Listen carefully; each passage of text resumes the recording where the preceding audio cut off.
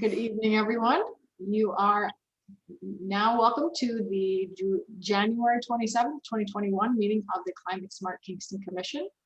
My name is Julie Noble, and I am here with Commissioners Melissa Iachetta, Jessica Coonan, Kevin McAvoy, new Commissioner Roberto Rivera, Dan Smith, Karen Sullivan, and Cal Truman, and ex officio member from our Common Council, Alderman Reynolds Scott Childress. So welcome everyone. Looks like we have a guest that has just joined.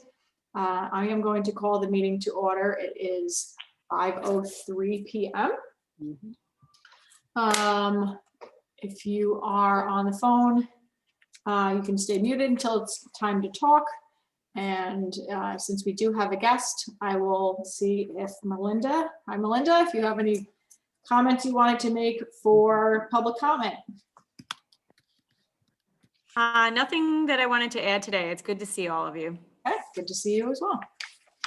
Okay, excellent. So welcome, and I want to welcome two people in particular. One, Cal, I would like to congratulate you on your reappointment to the Climate Smart Kingston Commission for 2 more years. So welcome back.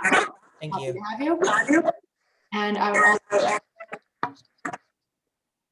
would also like to welcome newly appointed Commissioner Roberto Rivera. And do you want to introduce yourself and tell us a little bit about yourself?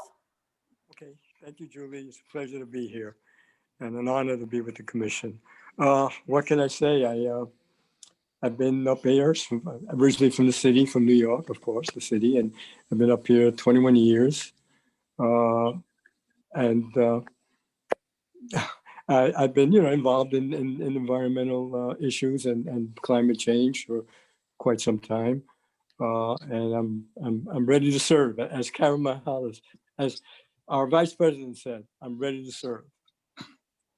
Well, welcome. Thank you. This is your first meeting, of course. You're only newly appointed, but we do have another vacancy. So anyone else who is aware of anyone who may be interested in serving on the Climate Smart Kingston Commission, please do spread the word. But we're happy to have you here. And there's 3 other commissioners that are not here. Betta Broad, Maya Musto, and Serena Pepper, who may join late or maybe they won't. Hopefully you'll get a chance to meet them. So are there any modifications to the agenda? Hearing none, we will move on to election of Climate Smart Kingston Secretary. Is there a motion for a nomination for Secretary for 2021?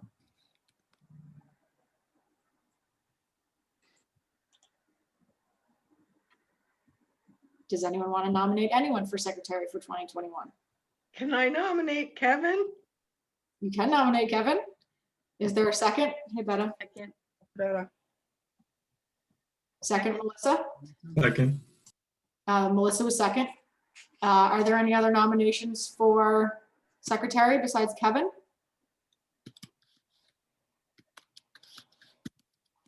Kevin, if you were to be nominated, would you be interested in being Secretary for 2021?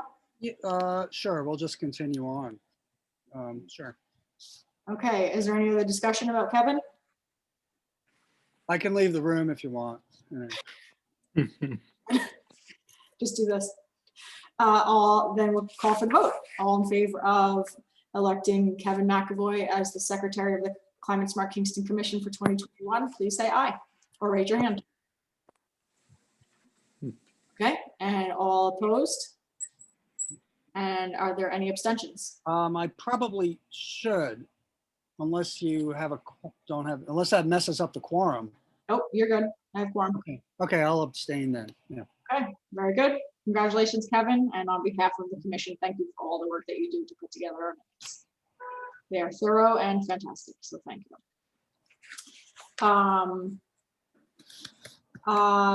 So that being said, this is a great transition to review of the 2020 December minutes. Does anyone have any comments, questions, or concerns about those? Oh, I did have something. Under number 1, it says the guests introduce themselves. I don't think we had any guests. Oh, Scratch that. okay. That's probably a carryover from a previous template. Under 3.3, Tom, his last name I'll spell for you. Okay, let me pull up last month. Okay, we're good. Tom, Okay, scratch Krevich, which is there. right? And it's N like Nick, IEKREWICZ.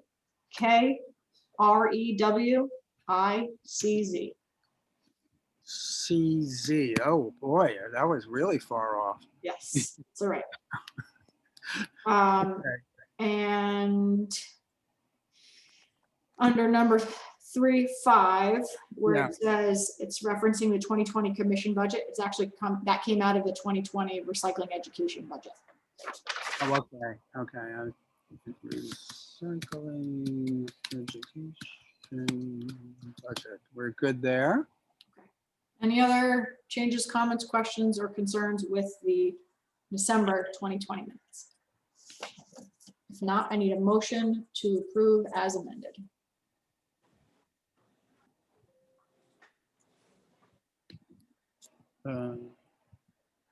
I You can want do to that. I never know what to say. You say like, Yeah, if I say I need a motion to approve as amended, you can simply say so moved. so moved. Okay. Second. Second, okay, so Jess and then Karen, all in favor? Aye. Okay, anyone opposed or abstaining? I can't remember. Do I need to abstain if I wasn't present? You should abstain. Cool, I abstain. Oh, I recommend you abstain. You can choose whatever you would like to do. I'm recommending you I abstain. wish that- to abstain. That's a Robert's rules thing, and I think you can vote if, Oh, really? no, I believe you can. I think some other board, we were looking at that. But if you feel uncomfortable because you weren't there and you don't know what happened, abstain. That's interesting. Not that I want to argue Robert's rules, but I'm going to. I feel like how could you vote on whether they're legit if you weren't there? oh man. Well, I wasn't there either. So I wasn't there either. Don't get you really deep You know into what I the mean? weeds with Robert's I was rules. trying to like, Scratch. Everyone in your spare time, you can read Robert's rules and disregard everything that I'm saying regarding Robert's rules. You vote how you want to vote. Yeah. And if somebody tells me otherwise, we will reconvene that conversation at the next meeting. For now, we have voted and approved the minutes, and thank you, Okay. with Cal abstaining, right? Hmm. Jess, you voted yay. You can sit on that for the rest of your life. Okay, so now moving on to old business, Climate Action Plan 2030. We had our kickoff meeting, and for everyone who was able to attend, I really appreciate you coming. We had the meeting on the 14th, and we had 90 people on the call, which is an incredible amount of people on a public meeting of any type. And so I'm thrilled with the turnout that we had, and it was very engaging, and lots of folks contributed to the chat, and so it was just fantastic. And I hope that you all were able to take away some part of it if you were able to come, and if you weren't able to make it, both the English and the Spanish interpretation of the whole video are posted at engagekingston.com. And also, if you haven't had a chance, the survey is there, and I encourage you to go and take a survey about the Climate Action Plan. It helps us to understand what the community's priorities are. It's a very simple survey, and it will be open until February 7th. So I'm going to send out another reminder to folks, and Melissa, if you wouldn't mind posting that on the Facebook page to remind folks to go to Engage Kingston to take the survey, that would be really fantastic. Yes, I never got made an admin on that. So I noticed someone posted for the climate action plan. So does somebody have the login info?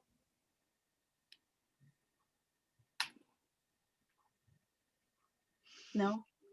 No, I've never Okay. even been on Facebook. no. Okay.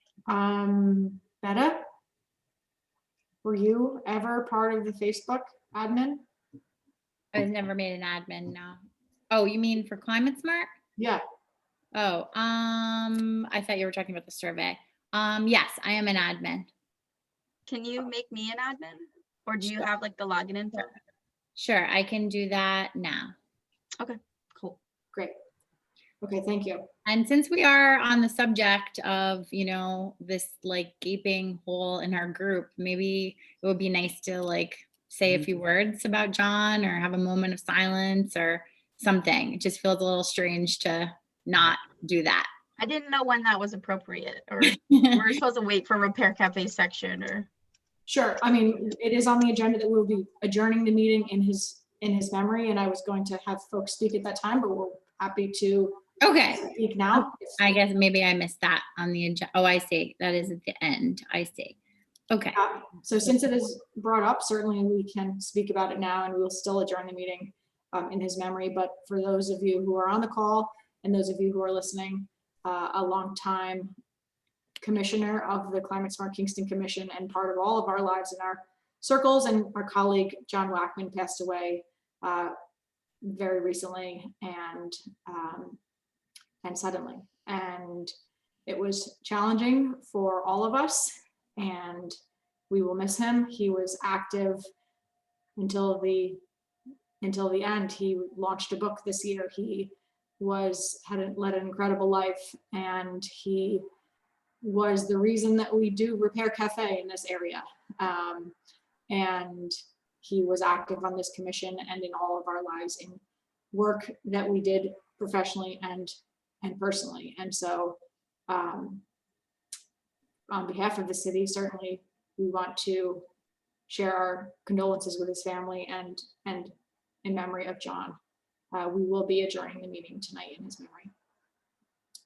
Is there anyone that wanted to speak about John at this point?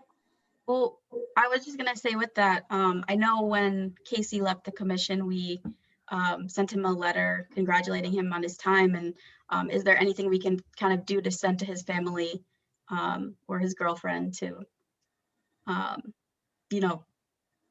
commemorate his contributions? You can certainly send a letter. If someone has another suggestion, besides a letter, we certainly can send a letter. Somebody will have to share with me where I would send that to. I can definitely have a letter sent on behalf of the mayor's office and myself as the chair of the Climate Smart Kingston Commission. So I know that's a nice idea, Melissa. And I also know that Sustainable Hudson Valley is hosting, I put it in the chat, donation in John's memory if people want to go and make a donation. And that will go towards the Repair Cafe effort.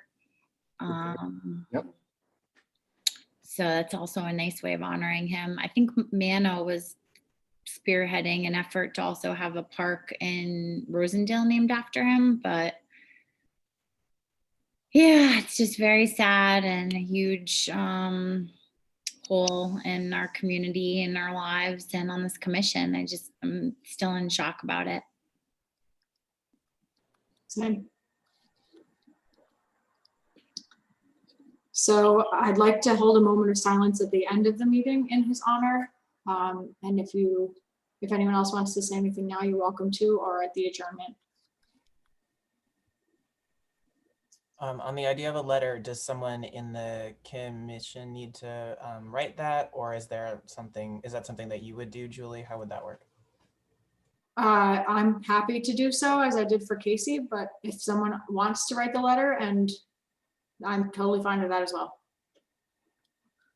Is there somebody that wanted to write it?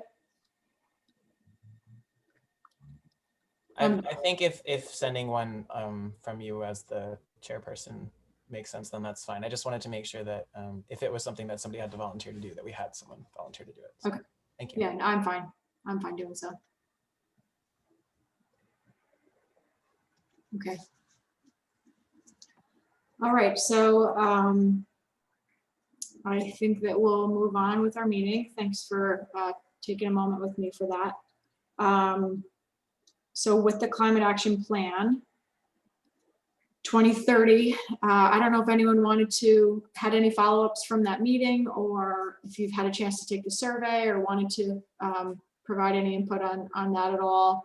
If not, I mean, things are going great. We've got a great project advisory committee that's there to committed to moving things along. I don't know what the response to the survey has been so far.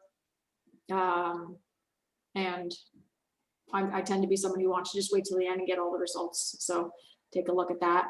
And then we'll kind of gather that information from the survey and the information in the chat and in the discussion during the meeting. And that information is going to be taken by the Project Advisory Committee and CADMIS group and Citizens for Local Power to start to build what the city's most highest priorities should be. And I know that Citizens for Local Power is going to be doing small focus groups over the next couple months or so to gather more information from folks and get more people engaged. So I look forward to the next phase, moving forward with that. And it seems like I've had a good response so far. A lot of folks have reached out with specific issues or thoughts about things around the city. So I'm happy with how that's going. Any comments on that? Okay, so we'll go on to Dan for refrigerants. Any update? Yeah, no concrete updates, and that our scope hasn't changed. I've still been attending the refrigerant workshops coming from Institute for Pollution Prevention. So following along with those, just have to wrap up the City of Kingston audit. That's pretty much it. So Maya and I are still just trying to break up that work and get it done. Okay, great. The next workshop, which I think is the last workshop, is next like a month from now. So that's the goal, is to just get it done in time so we have someone to show for at the workshop. Okay. And do they think that there's going to be any kind of active engagement after the workshop? Or is it kind of like we've given you what you need and you're on your own? It's kind of the idea is that at the end of it, we're supposed to have the knowledge and tools to begin to actually pursue these measures. I'm sure if we reached out to them, they would, give us support. Okay. At least in the name of sharing more information. Okay, great. I'm going to connect you with our new environmental specialist, who I will mention in the next agenda item, but I will connect you since that person is now on board. Anything else on refrigerants? Have you talked to, I haven't had a chance to catch up with Maya. She hasn't been able to make it to these meetings. Do you know if but she's still engaging with you with the refrigerants? We've been, whenever the workshops come around, we kind of have a flutter of communication. I think she's just been busy as well. I'll reach out to her, make sure everything's good. I think that might be helpful. Okay, great. Thanks, Dan. All right, so sustainability projects, as I just alluded to or mentioned, are new. At the last meeting, I had said that we were going to have an environmental specialist named Tom that was starting for us on January 11th. On January 9th, Tom let us know that he took his dream job with the DEC. So he wasn't going to take the position with us. And so we were happy for him, but we did hire Arielle Gartenstein. She goes by Ellie. And so she started on Monday of this week. And she is the new full-time environmental specialist, replacing Sean Coster. And so she's going to work on enacting the climate action plan and working on advancing environmental asset management work, our climate action plan work, our greenhouse gas emissions work, fleet management. She'll help out with some environmental education, and she's working 75% in the Parks Department under my direction, and she's working 25% under the engineering department under John Schulteis's direction. She physically sits in the Parks and Rec building, in my building here at 467 Broadway. I would say come and visit her, but the community is not allowed in our buildings. So I suppose you could throw a rock at the window from Broadway, but don't throw it too hard. The window is very thin. And, but she will actually likely be the person that is serving as the engineering representative on this commission. And so you will get a chance to meet with her. I wish I could say that either the LED project or the organics project is complete. They are not. They are still underway.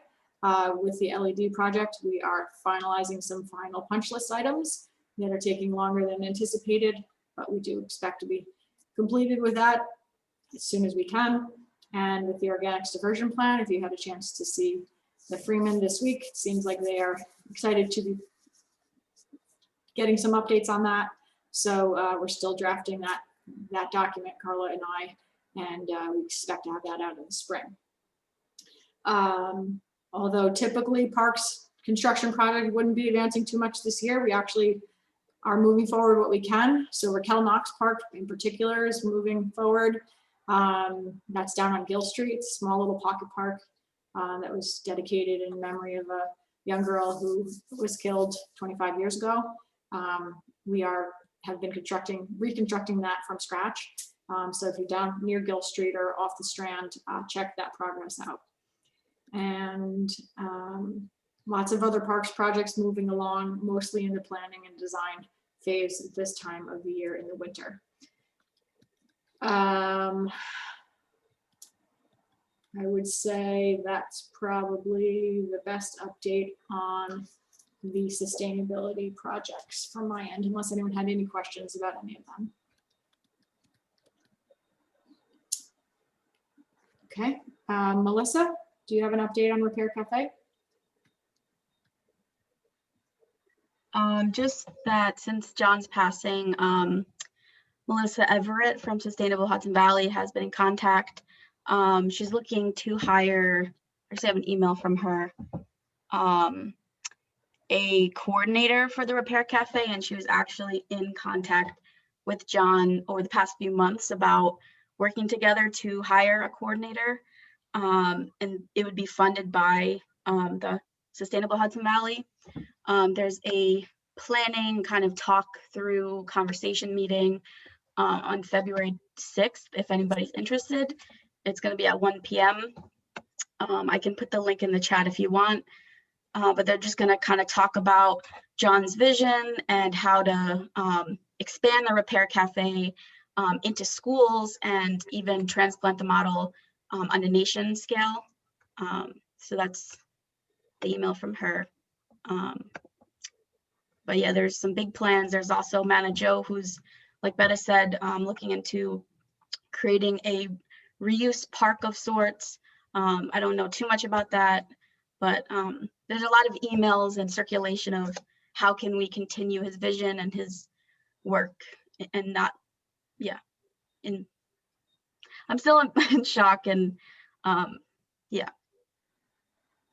Yeah, it's been very challenging, especially since we all just met a couple days before his passing on the same call. It's really inspiring to me to know that so many people have been changed and that we have the ability to build his legacy on and live it on. And so I think that that's an important role for Climate Smart. And I think it's an important role for folks involved in Repair Cafe. And it's thrilling to me to know that there's a possibility for actual funding to be allocated towards Repair Cafe. And that makes it even more sustainable. So that somebody can help to move that forward. Great. Do you want to talk about the pizza box campaign? Yeah. All right, so I actually have one with me to show you guys. I don't know if you can see the shininess, but these are the pizza stickers. We got 30,000 printed. I don't know. I don't think you can see that. There's like a glare. That came out looking so cute. I know, right? Thank you. It's awesome. So yeah, so we have them printed. It smells like pizza. It's a smell of it. It smells like pizza.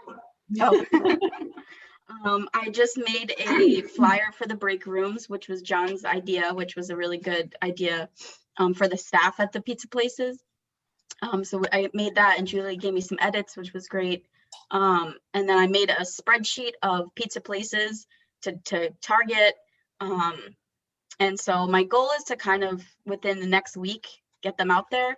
I'm going to call each place first, access speak to either the manager or the owner to get permission. and see if they want to get involved. And then I also came up with the idea to get to do a photo pledge, to have residents of Kingston take a picture of them putting their pizza box in the trash. And I'm still deciding if I want to do like a hashtag or just a, tag Climate Smart on Facebook, but some sort of photo pledge, and then the winner will get a free pizza. So we'll just do like a random drawing. Yeah. Yeah, I totally love this whole thing. For those of you who are maybe not understanding what we're talking about, Climate Smart Kingston, in collaboration with the city, is doing a campaign to address one of the top 3 contaminants in our recycling, which is pizza boxes. So pizza boxes, no matter how clean they are trash. And so Melissa and John and others and folks designed a sticker campaign, which is a 3.5 by 3.5 sticker that you just saw, that has a pizza box on it, and basically like, throw your pizza box out, don't put it in the recycling. And so we're distributing it to 15 or 20 pizza restaurants, and they're going to slap the sticker on each box. And so when you order pizza, it will be on your box as a reminder. It was an inexpensive purchase from the city's perspective for $30,000. And actually the amount of work, besides the organizational part of it, that I want to thank Melissa for taking the lead on and doing all of it. Really the onus is on the pizza places. They just slap the sticker on and then everyone gets it. So I can't wait until one of us orders pizza and gets it and is like, oh my gosh, we're part of this. And Climate Smart Kingston's logo is on it, and it's unique. I have not heard of this type of campaign anywhere else. So I think this is super exciting. And of course it'll be, see, the kind of person that I am is I'm probably going to look at people's recycling totes and look for the pizza boxes with the stickers on them and see if they did the wrong thing, but we'll see. Julie's early morning. Julie's early morning, 4 a.m. Yeah, I'm hoping that they're gonna look at it instead of just like being hungry and just like, getting the pizza and not looking at the box, but we'll see. But I did want to ask, is anyone interested in helping drop off the stickers? I do have a list of, I think I organized it, pizza places in the city of Kingston versus pizza places with a Kingston address, because I did get confused on that, Julie. I saw your email. I initially just typed in pizza places and wrote everyone down that had a Kingston address, but I know some are in the city boundary and some are kind of, just the Kingston address. So we'll try to hit the city ones first, and if we have leftover ones, we'll hit the other ones. But I'm thinking 2,000 stickers per place. So yeah, if anyone's interested in helping me drop those off over the next week, let me know. Melissa, I'm happy to help. I'm just wondering if, are you gonna get advanced like consent? Yes, from I have a spreadsheet and I'm gonna call them and get their consent. And I'm gonna write down who the manager / owner I spoke to was. I have a whole. Yeah, I'm happy to help. Feel free to call. Okay. As Melissa was saying, she designed a flyer that will be kind of on the back end at the places. So if the staff are like, what is the sticker situation? We'll explain all that. Great. Excellent work, Melissa. Really, really good job. I'm really excited about this. Thank you. Very nice. Okay. Anything else on outreach and education? No, just after the pizza boxes, I do want to get back to the brochure because. I was just gonna say, I'm working on picking that back up. It's been a weird couple months, so I apologize for letting that sit, but I'm picking it back up, and so Melissa and I can maybe go back and forth on that again. Okay, cool. Excellent. When do you think we should start buying pizza from every place en masse just to find if we can get the stickers? This could be like a scavenger hunt, like one box from every place. But then the question is, if you get a box and it's not on there, Send the pizza. last time you use that company. Just kidding. So anyway, we'll keep an eye out. All right. Green Business Challenge, Betta? Well, actually, there is some movement with the Green Business Challenge. I saw a presentation from Evelyn Wright the other day, who works for the county, that they're getting ready to present the state of the county, which is like the state of the state, I guess, and on focusing on the Green New Deal. And as part of that, there's going to be a new page on the county's website about how, you know, businesses can take action. So it's a little bit different from the Green Business Challenge as we conceived it. They're talking about having like green business champions instead. I don't know, maybe they'll end up calling them green business leaders, which I feel like maybe business owners might prefer. But in any case, they are moving ahead with it, which is great. And it's going to be promoting that initiative to get businesses to take actions and help them. And then also green jobs, which the county is very committed to cultivating. So it's exciting that soon there will be something official on this, and they haven't forgotten about it. It's just understandably with everything going on with COVID and you know, that it got a bit delayed. So hopefully soon there'll be something concrete that we can point to. Excellent. Thanks, Betta. Sure. Any zoning updates, Kevin? Yeah, I was on a Zoom thing this morning with Andrea Shout and Jeffrey from the Common Council, and several other people, including one of them was Tanya Gorman. And Tanya has arranged for a group called Strong Towns to do a land use planning webinar thing. You know, it would be like an hour, 45 minutes, and then a Q&A type thing on February 8th. And it's going to be there's going to be outreach done on this, so I'll send the link and put it. Maybe I can actually put it in the chat, and I'll insert it in the minutes, and it'll be, you know, just circulated.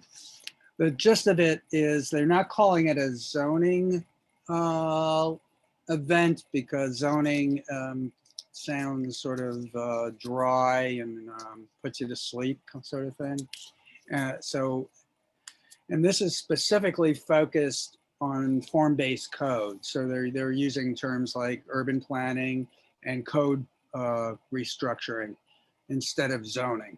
So I think that's it for the moment. And I'll get you that in the chat in a second. Great. Thanks, Kevin. Any updates on solar or community solar from anyone? There was recently a like an online mini conference about the new solar siting tool that I believe Scenic Hudson put together. I was only able to make it for about the first half hour of that because I had another commitment that evening, but there's a lot of really good new information on siting large scale solar arrays. Yes, someone has put it in the chat. Kevin, thank you. So the information is out there. So there's a new tool for siting large scale solar. So that's something good. That's not the large scale solar. I can look for that. Oh no, sorry. I just got confused because it landed at the same time I was saying it. I'll put the link in the chat. But Okay. there is a new tool helpful for that thing. Yeah, that's what I got. Okay. Great. Yeah, it seems like I was able to participate with them in the early development of that tool. So it's great to see how it's come. And I'm glad they're really promoting it pretty strong. So if you missed that webinar, I'm sure they're going to do another one. Okay. Really quick on community solar. Another thing the county's doing is promoting community solar. It'll be, I guess, kind of like a Solarize campaign, but focusing on getting people subscribed to community solar, which I also recently learned that some cities have done.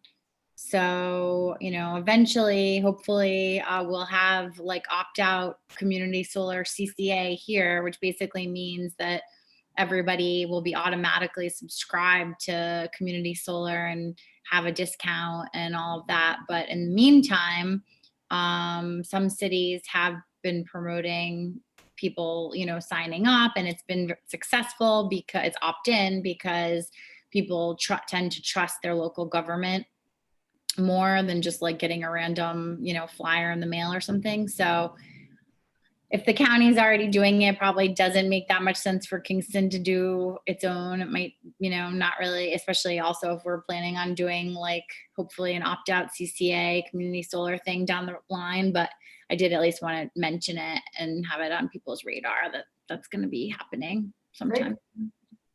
It's good to hear that that's going on. Okay. Anything else on solar, community solar? Jess, any update on New York Energy Stretch Code?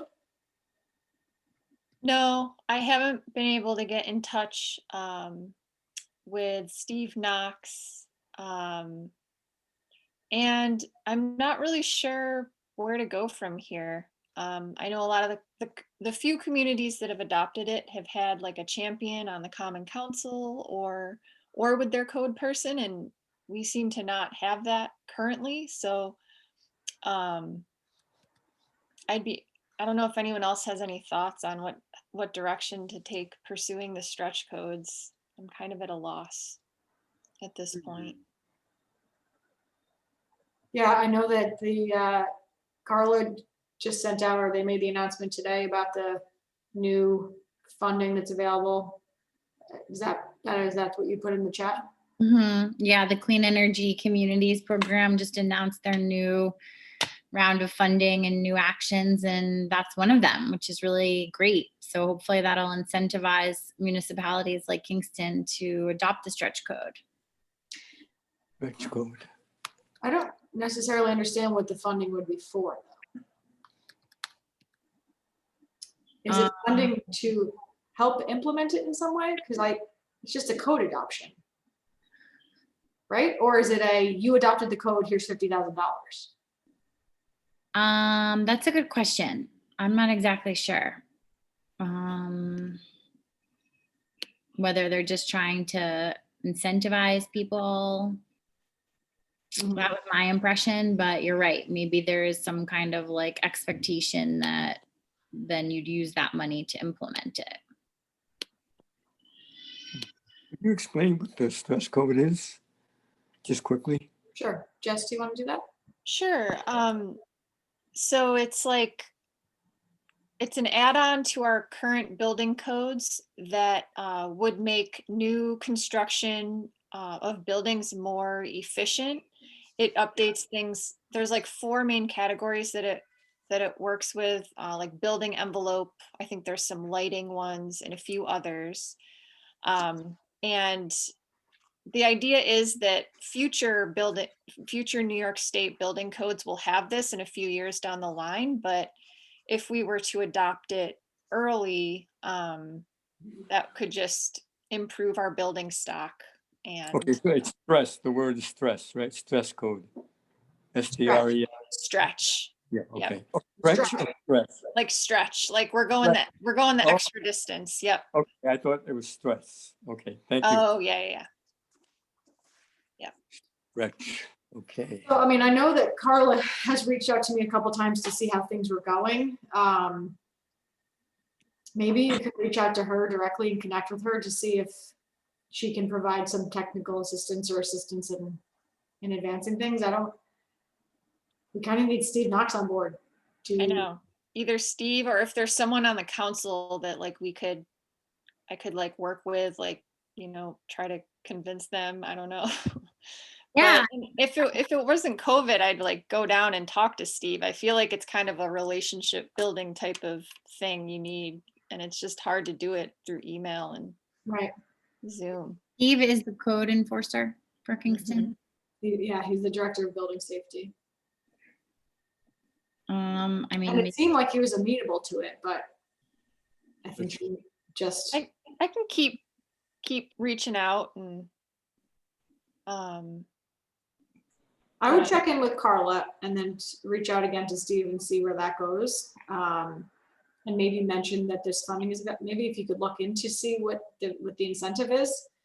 Check this out to see if it's like if you're in the first 5 communities that do it, you get $50,000 if you pass the stretch code. Yeah. I mean, That incentivize him? I mean, would some of the money, would his department be able to utilize that, or? I don't know, I have no idea if it's, I mean, with the first Clean Energy Communities grants, which we were able to receive, it was $100,000 no match, and you basically have to do an energy efficiency project. That's how we were able to start or do the lighting in City Hall and the windows in City Hall. So this may be similar to that, like here's $50,000 and you have to use it for a project. It could be capital, could be just cash, could be to use it for the stretch code. I don't know, I have no idea. Okay, well, I can also try to find out the details. We're New Yorkers for Clean Power, which is the campaign that I work on. We're hosting an online teach-in tomorrow. I'm just going to put it in the chat, and the focus is on building codes. And for those of you who are on our mailing list, you may have gotten this. The subject was like getting off fossil fuels.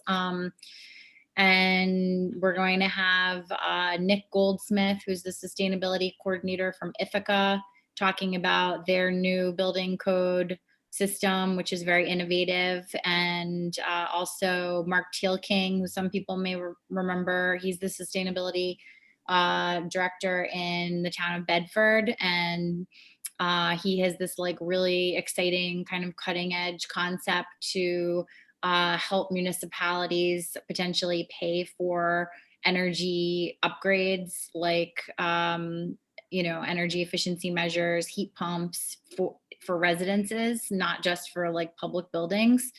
And then we're also going to have a woman from the Columbia Law Sabin Climate Center talking about gas bans that have been passed in other municipalities in other states, which we're not really able to do here in New York. So even if like Kingston wanted to be, a pioneer and ban any new natural gas hookups, we'd run into problems because of New York State public service law, which is like very antiquated and has like this obligation to serve where you're required to do a new gas hookup, and then like ratepayers end up paying for it. Anyway, we're going to go into it more tomorrow, but I just thought since we're on the subject of building codes, people might be interested in checking this out. We'll also be talking, I'm sure, touching on the stretch code also, and encouraging people to have their municipalities join it or adopt it rather. And it's not as ambitious as like even we would want it to be as far as requiring like electrification ready buildings, but it's a really big step in the right direction and something that we should do here in Kingston. So just wanted to share that if people are interested. And even if you can't make it tomorrow live, if you register, you'll be sent the recording. Yeah, I was on the January 21st webinar. I'm not sure if anybody else was on that. It was a New York Stretch informational thing. And Michael DeWine, who was presented here a while back, he was one of the presenters. And one of the questions that kept coming up in the chat was what to do with retrofits on older buildings. Now, we have a number of solutions for that. I remember when Mike Darcy was on the commission, he was working on that, extensively. But this seemed to be a thing that came up in multiple communities. And I'm just wondering, I don't know if Rennie could answer this or not, if there's any pushback from like either Steve Knox or from the council on retrofits. And I think it's really easy to adopt the New York Stretch for new construction. That's like, sure, just do it, But the retrofits can be complicated. And the way Michael was explaining it had to do how much of a retrofit you would have to do to meet the stretch code depended upon the scope of the work you were doing. So if you weren't touching your insulation, you didn't have to put new insulation in, right? But if you're doing a roof, you might have to do it on the roof, but not in the walls. If you're changing windows out, you might have to do something else. So the sections of the stretch code would be contingent upon what you're doing in terms of what your building permit says. So which could be complicated and almost unique to each older property that's being rehabbed or being renovated. Mm-hmm. Just a thought. Okay, well, great input. Thank you, Better, for sharing that webinar link for tomorrow. Jess, you're gonna follow up with Steve and Carla, and hopefully we can make some headway. And Betta and Jess, you're gonna look into this grant to see what it means for us. Right, possibly? Okay, anything else on your energy stretch code? Okay, moving on to new business, the Climate Smart Kingston Commission, along with a host of other agencies, including the Conservation Advisory Council, were listed as an interested agency on the seeker review of the Hutton Brickyard property, phase 1, I guess, of their a large master plan that they have for changes to the Hutton Brickyard property. The information was circulated to me, and then I sent it to you all. And what we need to do as an interested agency right now, what we're being asked to do is to determine whether or not we consent to the Kingston Planning Board being lead agency on this development proposal review. So as an interested party, we can certainly and should certainly participate in a review of the development in any way that we think is appropriate. But right now, if we don't reply to this consent or non-consent, it automatically assumes that we consent. But since we are having this meeting within our time period of the month that is needed for a reply, we're going to let's discuss this proposal first, and then we will decide about whether or not we consent that the Kingston Planning Board should be lead agency. First, Kevin, you probably are the most versed in the process so far.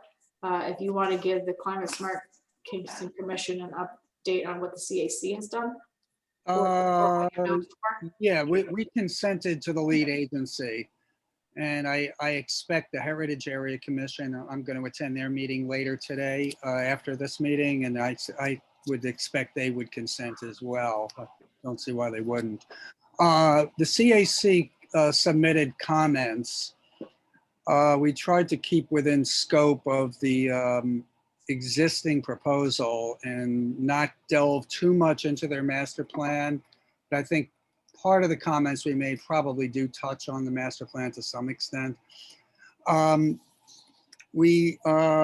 gist of it had to do with the steep slope area behind Court's Mansion in the woods. They want to put a new entrance up by Court's Mansion and build a road. Well, there already is an existing footpath, but they want to make that into a more of a road that they could take people down to the Brickyard on golf carts or something, some other type of a vehicle. And you're going through steep slopes with wetlands below it. So we commented on the steep slopes and the wetlands and the effect thereon. And we documented it extensively. Then Lorraine Farina, who's on the CAC, had comments on wood burning because they want to do a lot of wood burning there. And we commented on that. And then I pulled out comments that the CAC had made in 2016 on the old Smorgasburg project that was down there. And we had at that time pulled out a lot of information from the Climate Action Plan 1.0, the present Climate Action Plan, not the new one under consideration. So we resubmitted that as well, and with chapter and verse. So I don't know what the planning board is going to do with all that information, but I'll probably have more information later, and I'll be following up on it. Okay. And just to give folks kind of an overview of the process, if this is something that is not part of your normal day-to-day operations, reviewing seeker plans and documents. So there is a flow chart. It's actually, if you're not very familiar with it, it can be very, very complicated. But typically a developer will come forward to the planning board or the planning department, and they'll, put forward a proposal. And at that time, the planning board needs to determine what type of action it's going to be, and if it needs any kind of state environmental quality review action through the State Environmental Quality Review Act. This particular action has been determined and classified to be type 1 rather. So a coordinated review has to be undertaken, and in doing so, a lead agency has to be determined. That's the agency that will guide the process. In this case, the planning board is advising that they would be that lead agency. As part of that, the applicant has to complete a full environmental assessment form. There's multiple parts to the environmental assessment form, but part 1 was prepared for this. And that basically goes through dozens of questions. And I think that I circulated that. If you haven't had a chance to look at it, I did send it the link from Kyla, and it has the full environmental assessment form, part 1 included. But basically this is a kind of one-stop shop that the applicant goes through. So Hutton Brickyards goes through this, or their, engineer, whoever goes through the process. And it asks questions like, what kind of approvals are needed, government approvals, state approvals. It goes through planning and zoning. So they have to answer questions about what is the zoning of the location? What is the planning? What kind of organizations or agencies have oversight over the zoning and the planning? What services exist? What is the development going to consist of? How many acres is it going to impact? Is it going to be cluster development? What is the layout going to be? Is it going to be phased? Is it going to involve any housing? As you can see, I'm looking through this as I go. I don't have this all memorized. It goes through, is the water supply going to be impacted? Is the sewer system going to be impacted? Where is the water going to come from? Is there going to be construction impacts? There's going to be impacts after the fact. What is the vegetation? Is vegetation or wetlands going to be impacted, or are they present? Is there going to be a demand for water, and what would that demand be? What are you going to do with your liquid waste? Are you able to connect to, or are you connecting with existing facilities? How are you managing your stormwater? What is your stormwater management process going to look like? Is your process going to generate air emissions or other emissions? Is there, it touches on traffic. Is additional traffic going to be created? Is it available for public transportation? Is there going to be new energy demands? It talks about energy. What are the hours of operation? There's parts about noise. It's both during construction and once the proposal is complete. Lighting, it talks about lighting and odors, bulk storage, petroleum, the use of pesticides. How is their solid waste and hazardous waste going to be managed, if there is any? And then it goes into acreages that are impacted. So it compares what the current acreage is of things like how many roads, how much forest, how much meadow, how much agriculture land, how much wetland, and then what is projected after the fact. So you can see if there's gain or loss of wetlands, gain or loss of forest, gain or loss of permeable surfaces, that sort of thing. Goes through if there's any dams or solid waste facilities that are going to be impacted, contamination history, and there's questions about natural resources. So they need to have done their homework on the soil types, on the drainage on the site, the slopes. So areas with more steep slopes are more prone to erosion. So if they have slopes over 15% or greater, then that's red flagging. There's questions about surface water and floodways and floodplains and how the impact will be there. Habitat impacts, if there's any impacts or potential impacts for specific rare or endangered or species of special concern. There's a section about public resources and proximity to national and local national landmarks and critical environmental areas. There's a section about archaeological impacts. And then they sign off on it. And so this is all on their end. And then basically the planning board and any of us as an interested agency, there's two different designations. There's involved agencies and interested agencies. Involved agencies, and anyone who's more familiar with seeker, if I'm saying something out of touch so far, please correct me. But involved agencies, they have to provide feedback on the process. Interested agencies are kind of like, we think you're probably going to be interested. You're welcome to provide input. You are listed as such. We value your input, but it's not required. And so we are listed as an interested agency. Involved agencies typically have some sort of direct oversight in terms of they have authority over something like the water department or the zoning department or the heritage area commission, because it's in that zone, or the common council is one of the involved agencies. Let me see what else here.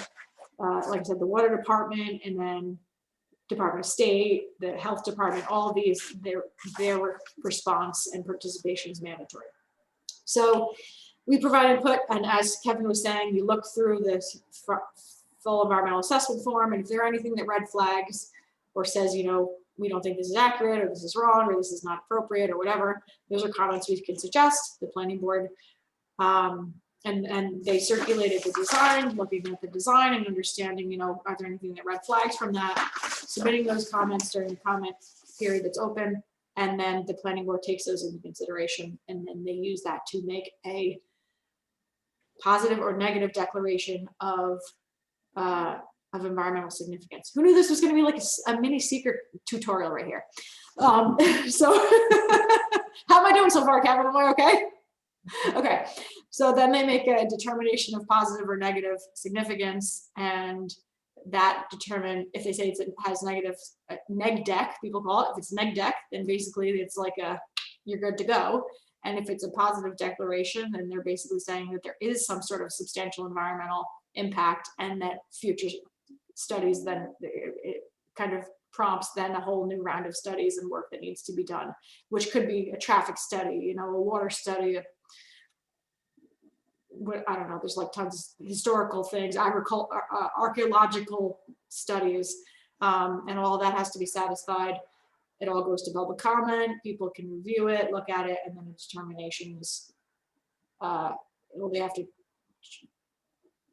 fix things that are, mitigate things that aren't going to satisfy, or they mitigate their project or change their project so it doesn't have that significant environmental impact. And then environmental impact statement needs to be completed if that's the case. And then finally, the project gets reviewed and is a go or not a go. So this is the very, very first step, which is, do we want the planning board to guide this process? Or do we think that there is someone else who should guide the process that is not the planning board? So our role right now is to vote on that question. Basically saying the above agency named hereby, which is Climate Smart Kingston Commission, either A, consents that the City of Kingston Planning Board be declared lead agency for the purpose of the environmental review of the above referenced project, or B, does not consent to the City of Kingston Planning Board being designated as lead agency in this application, and wishes that fill in the blank serve as lead agency instead. So all of that being said, and if there's any viewers out there that are professional seeker folks and I misspoke anything, please feel free to reach out to me if I misspoke the process. But that's my understanding. That's a very simplified my understanding of the process. But I want to open it up to discussion. If anyone wants to discuss the brickyard at this point, if you have questions about the process or the proposal, and then we will vote on whether or not we want the planning board to be lead agency. What are the other agencies that may possibly be involved as opposed to the planning board? Which other agencies could handle something like this? Kevin, is it that any other involved agency could, or is it any other agency? Do you know the answer to that? Well, the Heritage Area Commission could, but I don't think we're going to take this one up. We've never wanted to be a lead agency. Usually the planning board does it. There was a famous dispute with the Kingston Water some years ago with Niagara Water, where the town of Ulster wanted to be the lead agency for Kingston's water. And the Conservation Advisory Council took the position that by a narrow vote, I might add, that the New York State Department of Environmental Conservation, the DEC, should be the lead agency on that because it affected multiple jurisdictions. But I don't see that here. This is a strictly a Kingston thing. One thing that they are doing with this is they've been doing incremental special use permits, and each one is a limited scope, right? Each year they come back for a new special use permit and they just kind of add something a little bit to it. And at some point, at what point does the sum total of all the incrementals add up to something that requires a greater review? And I think we're kind of reaching that point soon. If they just came to us and said, oh, we're just going to increase the glamping by 3 units, which is kind of what I think they're doing down below, and didn't have like all this other master plan and all this other stuff, we'd go like, oh, all right, go ahead. But now that they're coming back with a larger scope project, it's sort of,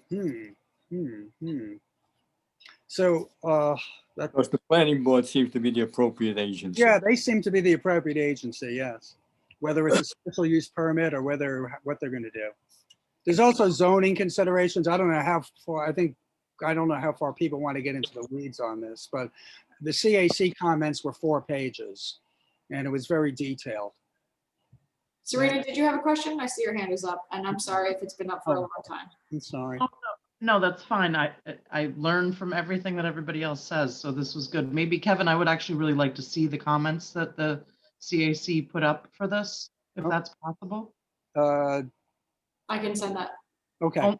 Only so I'm not like thinking that I'm having some kind of revelation, but I did look through the paperwork, and I am like super concerned about this for some reason, only because I guess, it's only 7-acre parcel, but they're cutting down the whole acre of trees that's on it and filling in the whole 1/3 of an acre of wetland. And that just seems, and they're putting in like gas generators and a bunch of extended sewer and extended water. And it looks to me, I haven't been there. I don't know exactly what it is, but it's right on the river, isn't it? Because it doesn't say that it has any surface water features. It doesn't list like how much frontage it has on the river, but it seems pretty extensive, right? Or do they just have like a little tiny piece and then the Brickyards has like the big piece? This is the Brickyards is this. This is the Brickyards. It's the whole thing. Yes. So Hutton Brickyards is the property from the end of the portion of North Street that has the gate on it, out to where the Scenic Hudson property is. If you've gone on the New Empire State Trail, it cuts through, but it's probably, well, if you're looking at it from Kingston Point Beach, it's basically everything you can see along the left-hand side, up until it kind of cuts around. It's probably, I don't know, it actually might say the frontage in here, but I would guess it's probably, I don't know, 1,000 feet? I don't know, I'm terrible at guessing distance. It's not that much. Well, just, it doesn't list, so maybe it's just like it doesn't make the threshold for, it's not big enough to make the threshold. That was just kind of my question. It seemed like they're kind of doing a little bit of a scorched earth on the forestation. They're filling in the wetlands and it's all happening right on the river.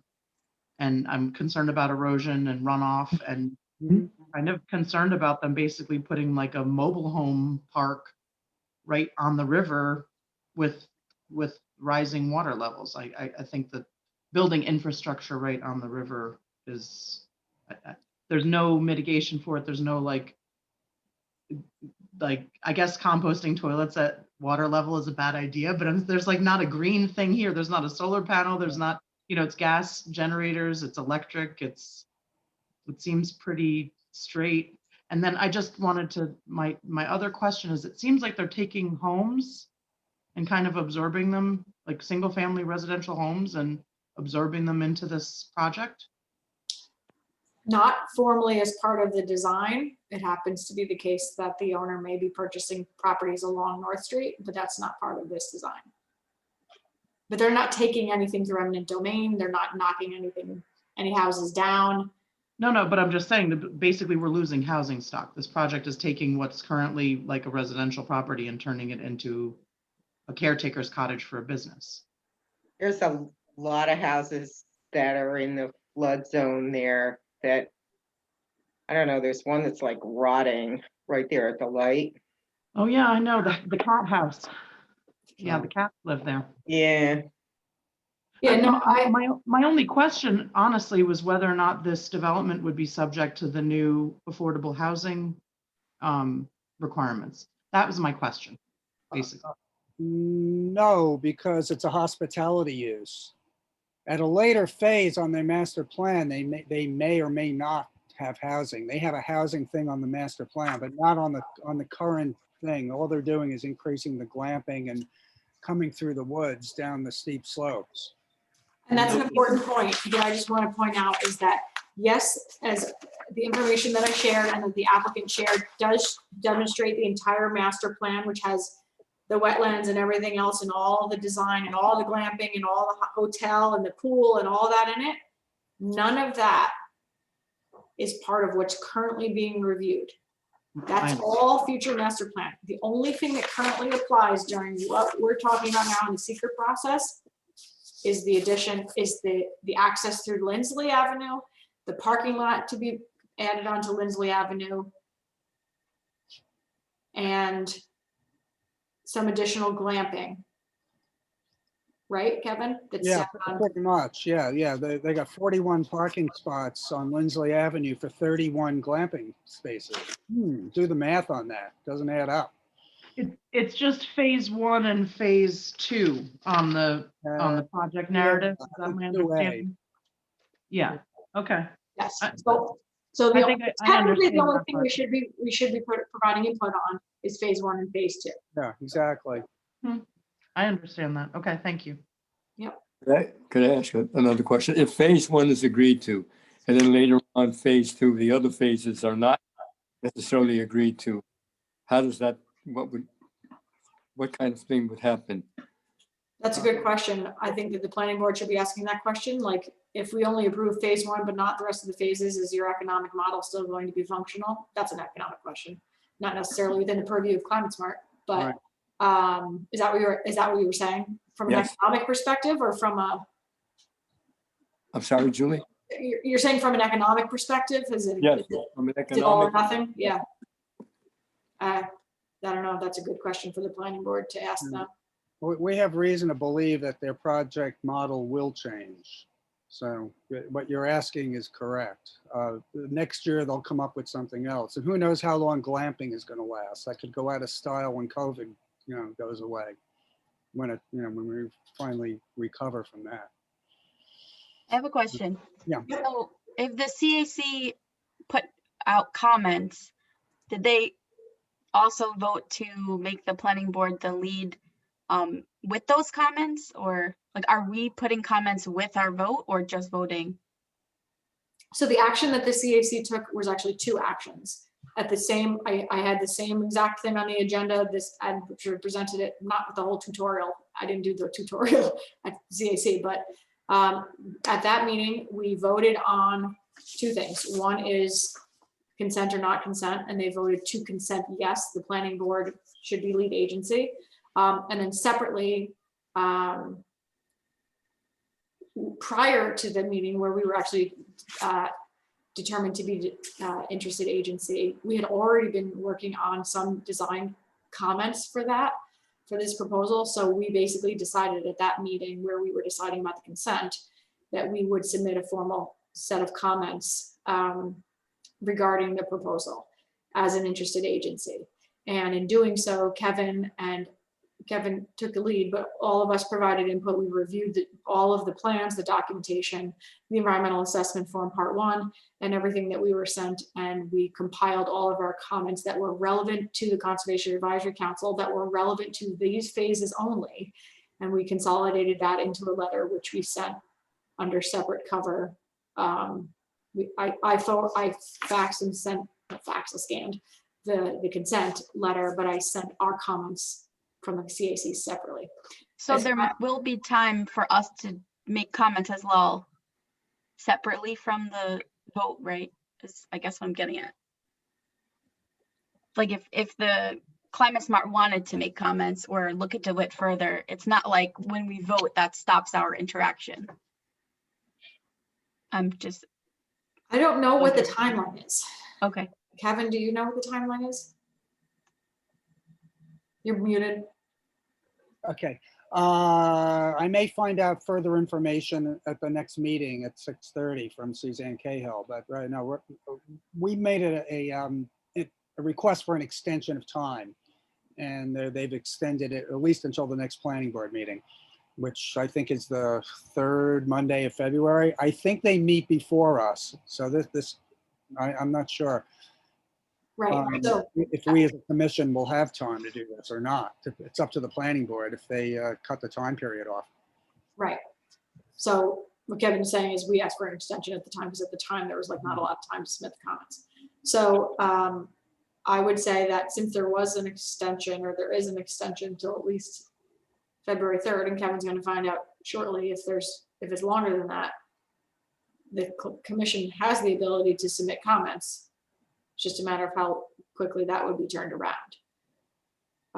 Either way, we need to vote tonight on the consent, because that is due by by a certain time, by a certain date, and this is the only meeting we have to vote on it. So we could vote tonight. You all could vote tonight if you wanted to submit comments. Just vote to submit a set of comments, and then offline work on what those comments would be, and then pull those together, and I can submit them on behalf of the Climate Smart Kingston Commission. If people would like to do that, somebody has to be willing to write the comments. I can circulate the comments from the CAC. They're very thorough. Like Kevin said, they're 4 pages long, and they cover all the topics he talked about before. One thing I did not cover was access to quarry waters, and I'm supposed to have a discussion with Scenic Hudson on that, as to what that might be better to come from them rather than from the CAC or Climate Smart.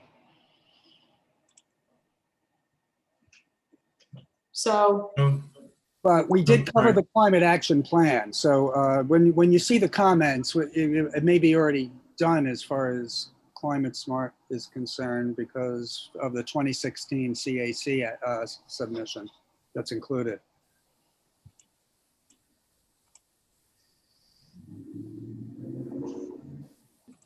So I would say that we should first vote on the consent. Well, after we have any more discussion, first vote on the consent, and then if the commission would like to submit comments, somebody would need to make a motion to do so. Dan? I would recommend that we vote to say yes to the planning board being the authority. That's usually typically the authority having jurisdiction in that matter. I'm sure that I would hope that they understand well the seeker process, as does members of the CAC, and be in a better position to kind of help navigate that process. There is regulation against that kind of that phasing or severability that you were talking about. That's if you need to get to 10, but then chopping it up into 10 seeker applications so that each one is incrementally small, but they still all add up to 10. You can appeal that, and I don't know what the paths are, but you can make them have to do an unphased review Obviously, that's a popular strategy for developers, is to break things up into small things so they don't garner any attention and then just keep adding things on. So I don't know how you appeal to try to ward that off, but it is possible.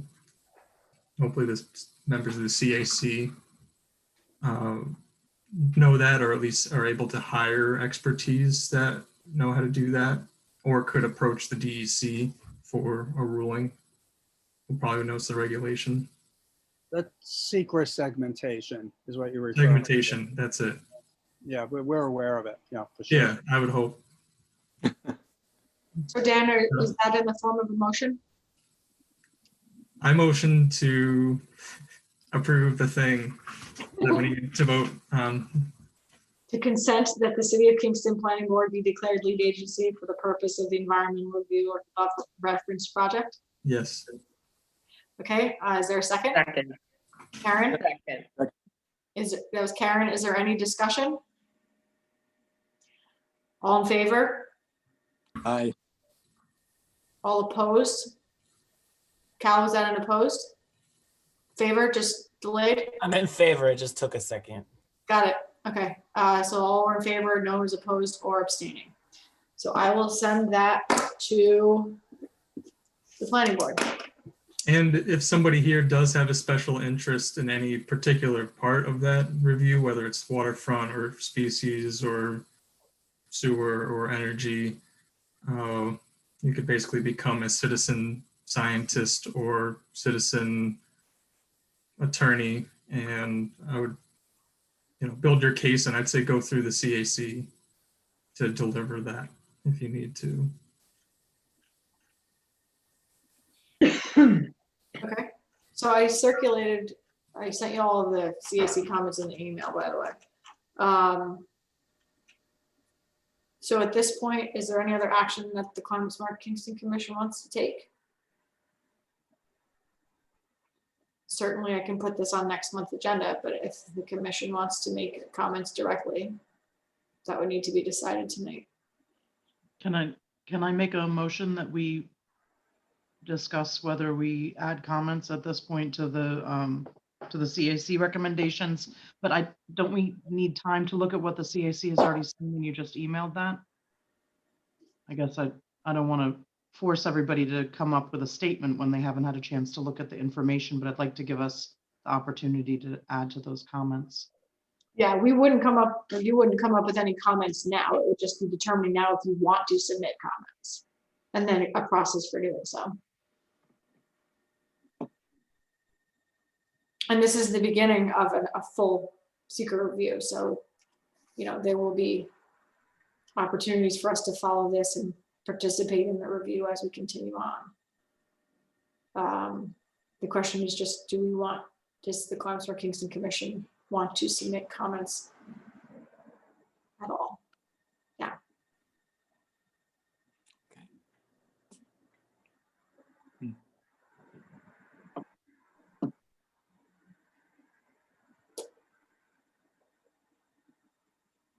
I guess I'm the only one with a concern. I'll look at the CAC comments, and I'm sure that you guys thought of everything that was pertinent with the pitch of the slope and the road cutting across it and erosion and all that. I'm going to assume that that's what you were commenting on, since that's the only thing that's really pertinent in the first two phases. So I wanted to make sure we didn't miss an opportunity, but if this isn't our opportunity, then we can move along. You could submit the comments to the CAC for consideration, and we could send supplemental comments as well, because we meet before the planning board in February. That's a possibility. And that could be done as an individual, or that could be done collectively as a commission. If it's going to be done collectively, it would need to be voted on to be done collectively. But it sounds like if we decided to do something collectively, we could vote on it at the next meeting and there would be time to get that comment, or did I misunderstand? That's in question because Right, we don't know. Okay. we don't know if there's going to be an extension of the comment period. Okay. So we would have to operate assuming there is not an extension. Right, okay. It's a confusing process. It is a very confusing process. And in this little file right here,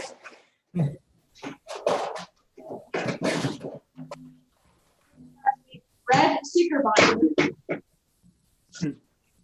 which has the seeker cookbook cheat sheet in the front, and then this bulky, this is how the rest of it goes in the back. So if you ever want to know the whole full story, come to my office. A little light. Not light version. Yeah, I feel like this seems like the point at which we should be like, here's what we've decided as a committee, but I have no idea. Like, this feels like way over my head. So I think the decision I don't think now- you're alone, Serena. I don't want you to feel like you're by yourself. I just feel like I don't understand enough to like do anything. Right. So right now the decision is not what comments need to be made. It's whether or not the Conservation or the Climate Smart Kingston Commission wants to review the proposal now, make comments on the environmental assessment form part 1, on the design, on whatever now. Whether or not we want to make comments. And then we would have to make the comments and submit them. I'm not feeling an overwhelming yes to that. So I would say that we're going to move on unless somebody is asking me to do otherwise. Yeah, I so personally Serena, don't was feel that a like motion? jumping into a seeker review, especially if the planning board and the CAC are thorough in their efforts. But I wouldn't want to make it so anybody else here, if they wanted to get involved, go for it. And 3 of us on this commission are on the CAC, Kevin, Betta, and myself. Okay, so those things will be You guys- presented probably anyway. What's it look like from that side? It looks like everything we just said. So it seems like there will be some point where we can say, you know, this isn't like in line with, this isn't in line with climate action goals for development for the city of Kingston for the waterfront. It's not ideal. That's where I'm coming from. I just feel like we're kind of rubber stamping this or kind of tacitly approving it. And I'm concerned because I don't think that it's what we should be doing at the waterfront. I know that's not Climate Smart's job to tell people how to do their development, but I just want to kind of make a statement and recognize that this is short-sighted development on the river, in my opinion. So if that's more appropriate for me to make as a citizen activist or citizen and scientist, like you said, Dan, then let me know. But I just think in terms of what we've established as development goals and all that, I don't see this in line with anything.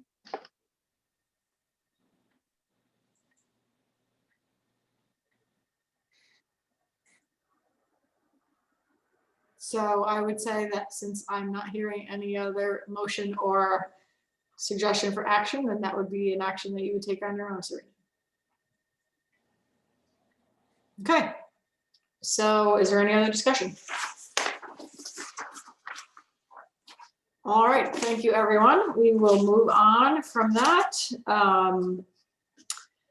Determination of 2021 Climate Smart Action Goals. This is the meeting where we typically determine what we're going to work on in the year. So I want to go through the ones that we have already been working on and are recurring on our agendas, and whoever is the lead on those should just say if this is still a goal and we should confirm those things, and if there's anything else that is not what we're currently working on, if there's something that we want to discuss adding to this year's agenda. The Climate Action Plan 2030 absolutely will be on the agenda because it is key to what is driving our entire existence for Climate Smart Kingston. It is here. Refrigerants. Dan? Keep? Okay. Sustainability projects will be ongoing, so I will continue to report on those. Repair Cafe, Melissa, is that important to keep on this year's agenda? Yeah. Okay. What about outreach and education and youth engagement? Yes. Okay. Green business challenge and green jobs. Betta? Yeah, I think so. Hopefully we're gonna have more to work with this year with the county moving forward. So I would say let's keep it. Okay. Kevin, zoning updates? Yes, okay. Solar and community solar? It's always something where we don't necessarily have a concrete action, but we kind of check in on it. I don't know if that is something we can hone to be something more specific. We don't have a current action that the commission itself is working on with solar. Not to say that there wouldn't be in the future, but is this general topic something that we want to keep on the agenda? Yeah, I used to be able to provide like a little more targeted information on this on a monthly basis than I'm able to now.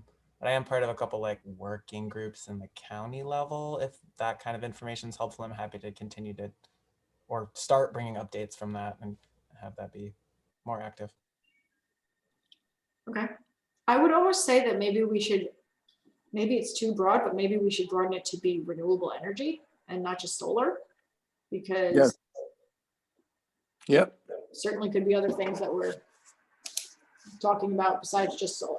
And in that case, we could sort of get updates on who, whether there are like community choice aggregation type of discussions happening. So that might, broadening it might actually help. Great. Okay, stretch code, Jess, you think we should keep going on that? I don't know. I feel like I can follow those leads we just talked about. But then I don't know. Right, much well, more it doesn't have to be a commitment for the whole year. We can see where we go. So we'll keep going with it, at least in the beginning of the year. Okay. What other goals does anyone have or want to bring up? Is there anything else that we want to focus on for Solid 2020? solid waste disposal. Solid waste, including composting? Yes. Something else? I mean, I think the priority is really the climate action plan this year, right? I mean, just makes sense. And it would be great to have the Climate Smart Commission more engaged and participating in whatever way we can. Okay. Anything else that anyone wants to add as priorities for the year? Of course, other things will come up as we go, but these are kind of the recurring check-ins that we will check in about. Okay, hearing none, we need to determine and just reaffirm our meeting dates for 2021. We currently meet the fourth Wednesday of the month at 5 p.m., usually till 6:30. That would mean it would be February 24th, March 24th, April 28th, May 26th, June 23rd, July 28th, August 25th, September 22nd, October 27th, November 24th, unless we change it, which we sometimes do, and December 22nd. Okay. Does anyone have issues with keeping the date as the fourth Wednesday at 5?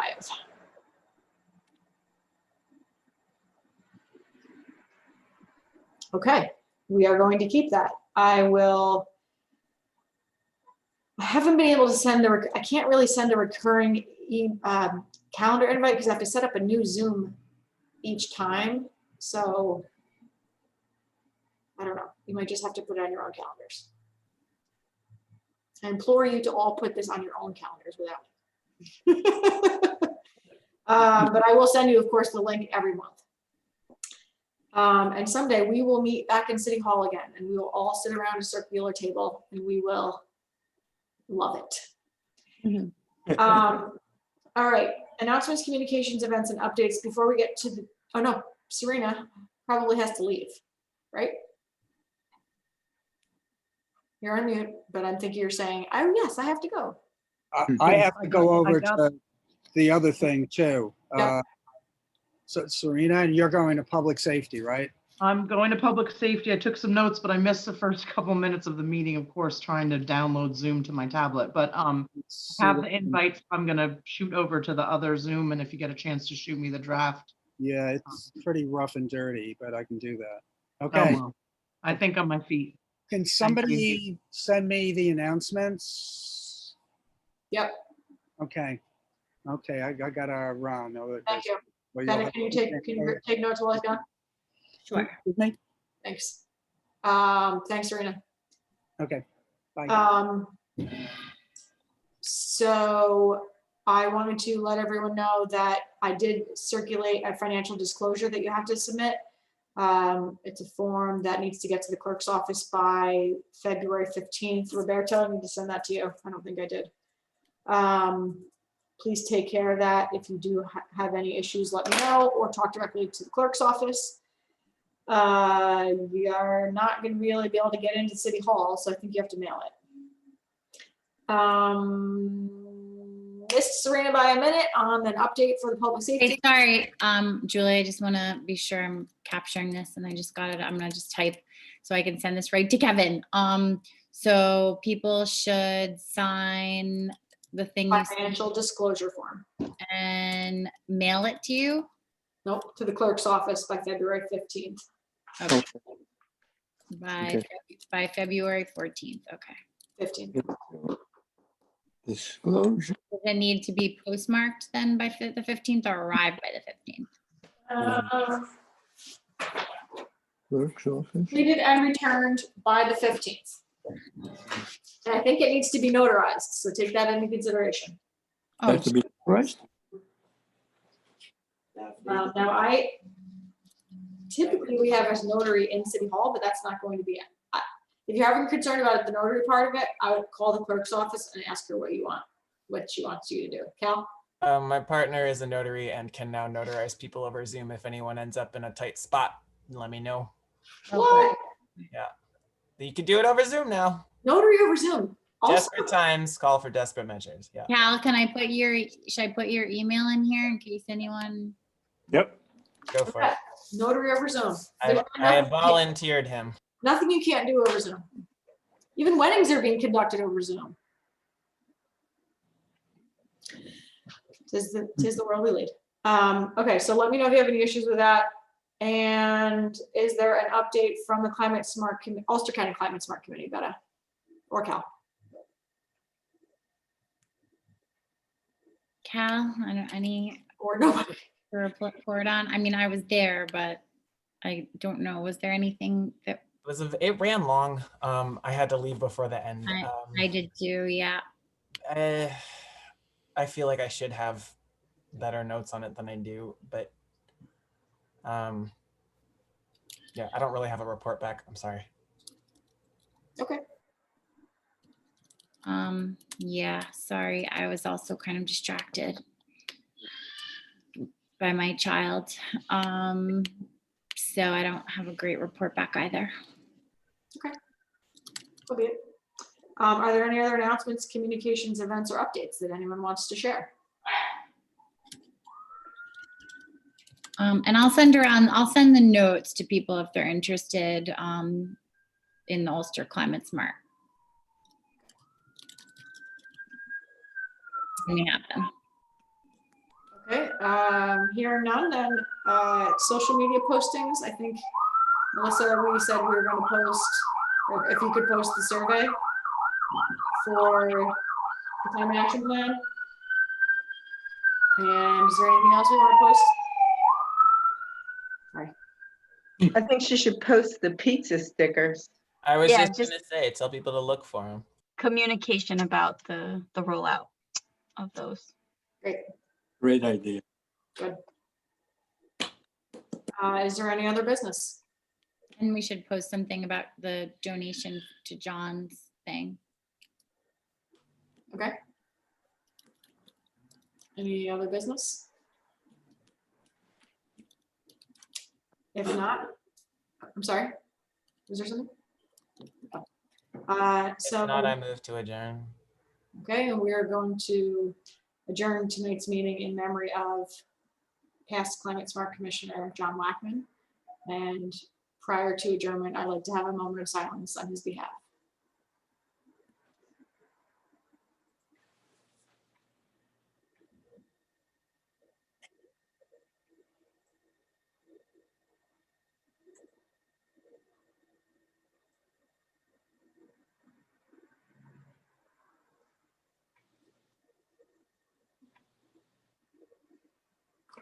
Can I have a motion to adjourn?